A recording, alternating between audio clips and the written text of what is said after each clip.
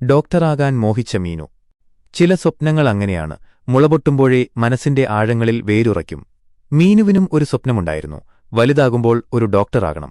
അവളുടെ വീടിനടുത്തുള്ള സർക്കാർ ആശുപത്രിയിലെ ഡോക്ടർ സുനിതയെ കണ്ടാണ് ആ മോഹം മനസ്സിൽ കയറിയത്.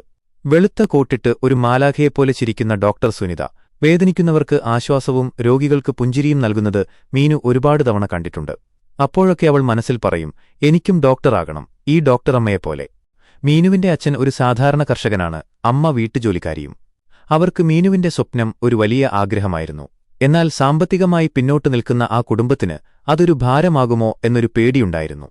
എങ്കിലും മീനു പഠനത്തിൽ മിടുക്കിയായിരുന്നു. അവൾക്ക് കിട്ടുന്ന എല്ലാ പുസ്തകങ്ങളും വായിച്ചും സംശയങ്ങൾ ചോദിച്ചും അവൾ മുന്നോട്ടുപോയി. 10ാം ക്ലാസ്സിൽ അവൾക്ക് മികച്ച വിജയം കിട്ടി. സ്കൂളിലെ ടീച്ചർമാർ അവളെ അഭിനന്ദിച്ചു. മീനുവിന് മെഡിസിൻ പഠിക്കാൻ എല്ലാ യോഗ്യതയുമുണ്ട് എന്ന് അവർ പറഞ്ഞു. അത് കേട്ടപ്പോൾ മീനുവിന്റെ കണ്ണുകൾ തിളങ്ങി. പക്ഷേ അച്ഛനും അമ്മയും പരസ്പരം നോക്കി. വലിയ ഫീസുള്ള കോച്ചിംഗ് സെന്ററിൽ ചേർക്കാൻ അവർക്ക് കഴിയുമായിരുന്നില്ല. ആ സമയത്താണ് മീനുവിന്റെ അമ്മാവൻ അവരെ സഹായിക്കാൻ മുന്നോട്ടു വന്നത്. അവൾക്ക് നല്ല ഭാവിയുണ്ട്, ഞാൻ സഹായിക്കാം എന്നദ്ദേഹം പറഞ്ഞു. പിന്നീടുള്ള മീനുവിന്റെ ജീവിതം കഠിനാധ്വാനത്തിന്റെ നാളുകളായിരുന്നു. പുലർച്ചെ 4 മണിക്കെഴുന്നേറ്റ് പഠനം തുടങ്ങും. രാത്രി വൈകിയും പഠിക്കും. കൂട്ടുകാർ കളിക്കാൻ വിളിക്കുമ്പോൾ ഡോക്ടറാകാനുള്ള പഠനത്തിലാണ് എന്ന് ചിരിച്ചുകൊണ്ട് പറയും. അവൾക്ക് ഒരു ലക്ഷ്യം മാത്രമേ ഉണ്ടായിരുന്നുള്ളൂ, നീറ്റ് പരീക്ഷയിൽ വിജയിച്ച് ഒരു സർക്കാർ മെഡിക്കൽ കോളേജിൽ പ്രവേശനം നേടുക. പരീക്ഷാഫലം വന്ന ദിവസം മീനുവിന്റെ കൈകൾ വിറച്ചു. ഫോണിൽ ഫലം നോക്കിയപ്പോൾ അവളുടെ കണ്ണുകളിൽ നിന്ന് സന്തോഷാശ്രുക്കൾ ഒഴുകി. അവൾക്ക് ആഗ്രഹിച്ച റാങ്ക് കിട്ടിയിരുന്നു. അവൾ ഓടിച്ചെന്ന് അച്ഛനെയും അമ്മയെയും കെട്ടിപ്പിടിച്ചു. അവരുടെ കണ്ണുകളും നിറഞ്ഞൊഴുകി.